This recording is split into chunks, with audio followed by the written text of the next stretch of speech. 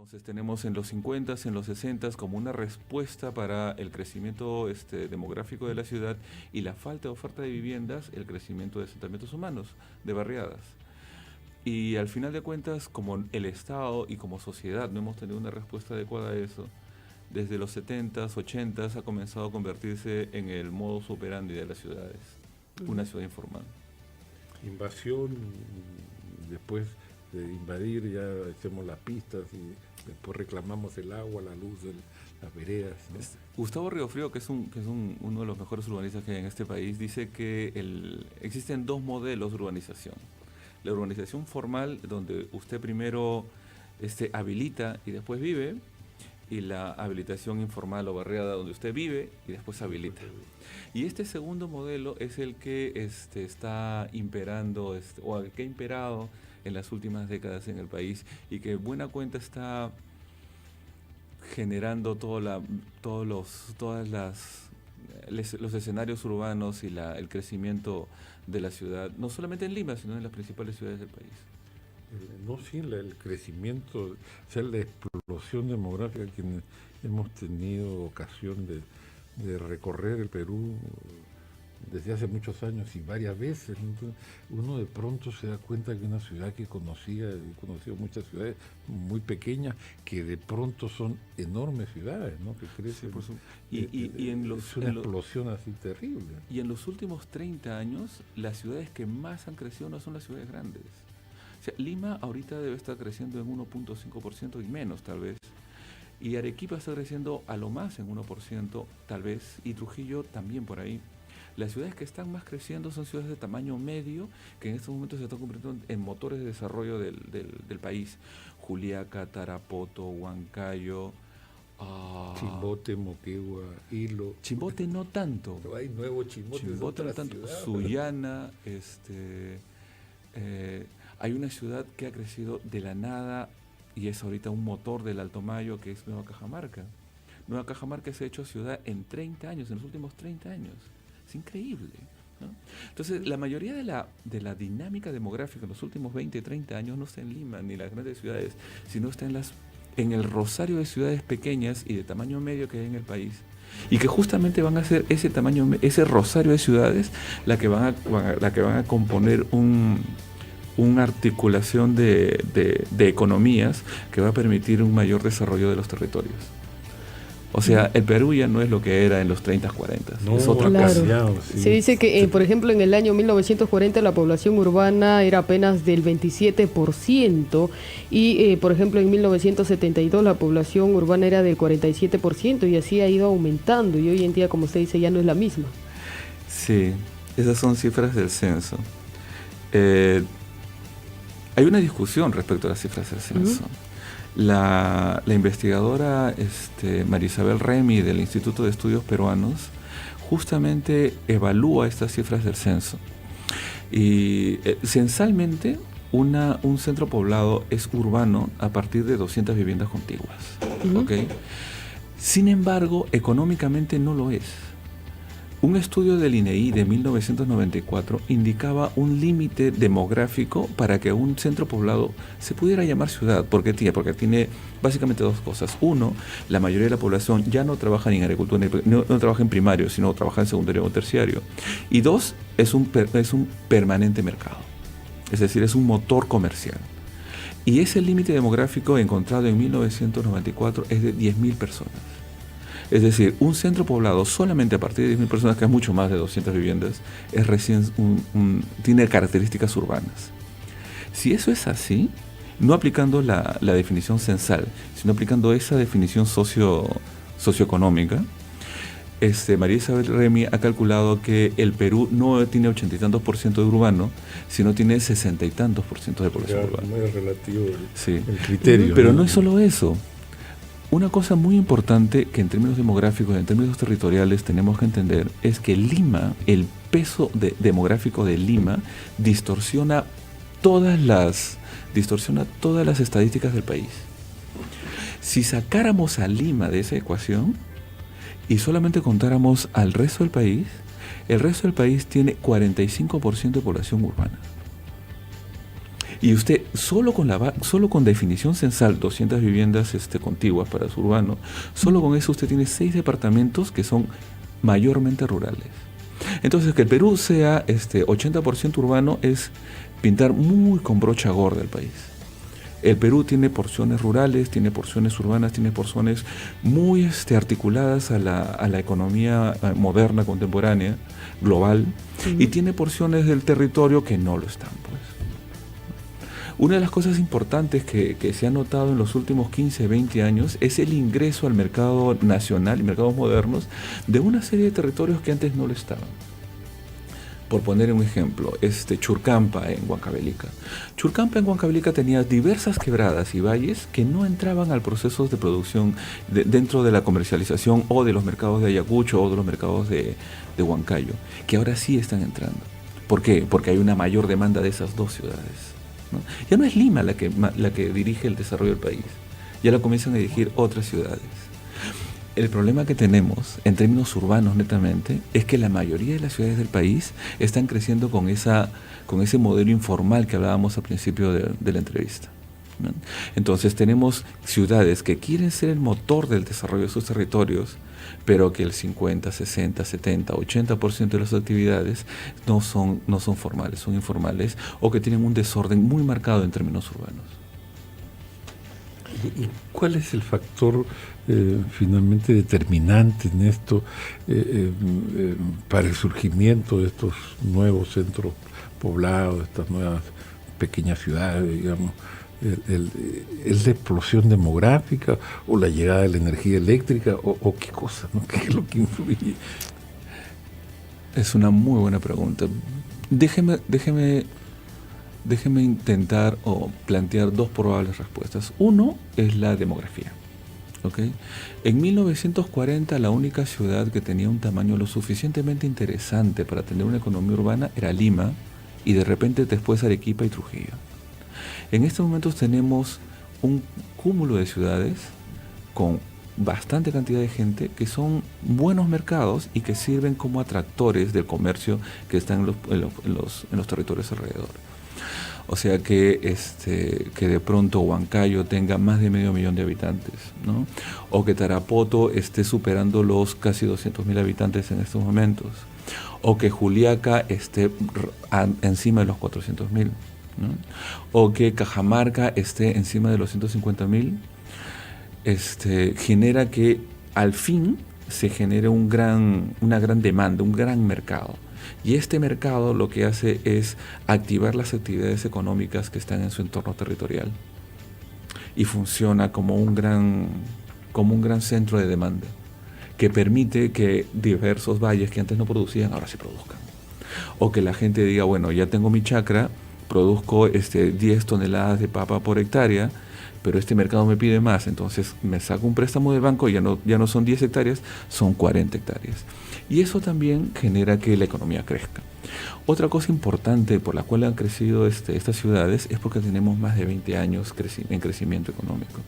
Eso significa que la gente tiene más plata y por lo tanto las ciudades demandan más productos. Y esto hace que crezca todo, pero como digo, está creciendo en desorden, ¿no? Está creciendo con una calidad de espacio público muy deficiente, con una calidad de vivienda muy deficiente, con servicios urbanos de equipamientos de educación, de salud, pistas, veredas, energía, muy deficientes. Y ese es el gran problema. Comenzando por Lima, ¿no? Porque quienes hemos tenido ocasión de visitar otras ciudades, vemos los edificios estos multifamiliares con espacios de jardines, de estacionamiento, de cosas que acá no, acá están los edificios pegados al lado del otro sin ningún criterio urbanístico, ¿no? No, sí, es si copiamos mal y lo hacemos mal. Uh-huh. Como usted bien dice, cuando una ciudad pasa de baja densidad a alta densidad, lo que hace es reordena la ciudad. De tal manera de que si antes tenía baja densidad y 4 o 5 parques, ahora tiene alta densidad y tiene 2 o 3 parques, pero de mucho mayor tamaño, ¿no? Entonces, si nosotros queremos cambiar de densidad, lo que tenemos que hacer es cambiar la estructura de la ciudad. Y eso pasa por cambiar el tamaño de los predios. Por ejemplo, ¿qué está pasando en Pueblo Libre, en Jesús María, en Breña? Tenemos lotes pequeños de 400, 500 metros y ahí queremos hacer grandes edificios. Y lo estamos haciendo. Uno al lado de otro. Y uno al lado de otro, exactamente. En términos económicos empresariales, eso es ineficiente. Porque lo único que tenemos es una tira larga. Si nosotros, en vez de tener un lote de 400, de 600 metros, hiciéramos una acumulación de lotes y consiguiéramos proyectos sobre lotes de 3.000 o 4.000 metros, sería mucho más eficiente en términos económicos y sería mucho más eficiente en términos de ciudad, porque permitiría generar áreas libres, parques, y esos son aportes. Y eso es urbanismo moderno. Eso es el urbanismo como se ha desarrollado París, Inglaterra, Nueva York, todas las ciudades de primer mundo. Y eso es justamente una de las cosas que tenemos que aprovechar y tenemos que promover con la generación de una nueva normativa urbana. Y hay algunos proyectos de ley que los congresistas han presentado también frente a ello, ¿verdad? Pero eso vamos a hablar luego de escuchar el siguiente informe. Ciertos proyectos de ley que también los congresistas vienen presentando con el fin de, pues, solucionar al tema de desorden urbano que existe en nuestro país, ¿verdad? Así es justo lo que acabamos de conversar, me parece que es la propuesta de Ley General de Desarrollo, de la Ley General de Urbanismo del congresista Albrecht Rodríguez. Además de esa, existen por lo menos dos más que yo conozco. Una que es de la congresista Marisa Glave respecto a gestión de suelo, pero que en buenas cuentas es desarrollo urbano. Y la otra planteada por el Ministerio de Vivienda, que ya conoce varias versiones y que hay una versión que está... Hay una versión bastante antigua del 2016-2017 que está en la página web del Ministerio y me parece que ya tienen una nueva para discusión en el Congreso. Y claro, lo que pasa es que en términos, el marco legal, el marco normativo del desarrollo urbano tiene a la Constitución Política del Perú, al Código Civil, que son leyes importantes, y después tiene decretos supremos, reglamentos. ¿Okay? No hay una ley específica de desarrollo urbano. ¿Y qué cosa tendría que decir esa ley? Y en una parte lo dice tanto la propuesta de la congresista Glave como la propuesta del congresista Albrecht Rodríguez, que curiosamente, estando en las antípodas, están de acuerdo en varias cosas interesantes y que también lo plantea la propuesta de ley del Ministerio de Vivienda, al menos la versión que yo conozco, y es que hay tres principios básicos en los cuales se sustenta la normativa urbanística a nivel internacional. Uno es la justa repartición de beneficios y cargas del urbanismo. Cuando uno hace un desarrollo urbano, y cuando, por favor, el término desarrollo urbano, más que hablar de un espacio muy global y etéreo acerca de las condiciones de vida de la población, es algo mucho más concreto, es cómo yo utilizo una porción del suelo urbano para hacer un proyecto de edificación. Eso es un proyecto de desarrollo urbano, que contemple condiciones de servicios urbanos, aportes, etcétera, es otra cosa. Pero eso es desarrollar el suelo urbano. Entonces, el desarrollo urbano o el desarrollo del suelo urbano debería considerar la justa distribución de cargas y beneficios. Cuando uno desarrolla una porción de la ciudad, tiene que aportar a la ciudad para parques, para jardines, y también tiene que aportar para los servicios de energía, de saneamiento, y etcétera. ¿Okay? No pueden hacerlo. Si, por ejemplo, digamos, la avenida San Felipe se ha llenado tremendamente de edificios. Ha pasado de chalets que tenían 2.000 metros cuadrados y una sola familia viviendo ahí, a edificios de 20 y tantos pisos y más de 500 familias viviendo en el mismo lote. Entonces, las redes de agua y desagüe han colapsado. Y la vialidad ha colapsado. Y los parques alrededor han colapsado. Entonces, cualquier proceso de desarrollo urbano tiene que aportar, sea para habilitación urbana o para cambio de intensidad de uso, baja densidad a alta densidad, tiene que aportar a la ciudad. Y eso es la distribución de cargas. Y la distribución de beneficios es que, magnífico, yo antes tenía un piso, ahora desarrollo 20 pisos, y esos 19 pisos de diferencia es ganancia pura y neta. Y la gente que hace desarrollo urbano tiene derecho a participar de ese beneficio. Entonces, un marco normativo del desarrollo urbano debería decirnos cómo los proyectos de desarrollo urbano aportan a la ciudad mediante cargas y reparten el beneficio entre los que generen este tipo de proyectos. Una cosa que conversábamos hace un rato era la necesidad que los proyectos de desarrollo urbano no sean lote a lote, sino que sean por un cúmulo de lotes. El reparto de cargas y beneficios justamente garantiza el derecho de todos los aportantes de pequeños lotes a proyectos más grandes. ¿Ok? Y eso se hace, por favor, en todas partes. O sea, no es un invento comunista, es un invento liberal. Sino yo me acuerdo, hace muchos años compré un lote en una urbanización nueva en Surco, y lo compré porque al frente iba a tener un gran parque. Bueno, ahora existe un conjunto habitacional en lugar del parque. O sea, el cambio de uso de los parques en los diseños urbanísticos también se hace de manera, creo, muy alegre y se convierten al final en una estafa para el usuario, ¿no? Lo que usted mencionó es central. La capacidad casi arbitraria que tiene el gobierno local para hacer cambios de zonificación. En teoría, las normas urbanísticas en el Perú, por más débiles que sean, que lo son, en teoría protegen el no cambio de uso recreativo.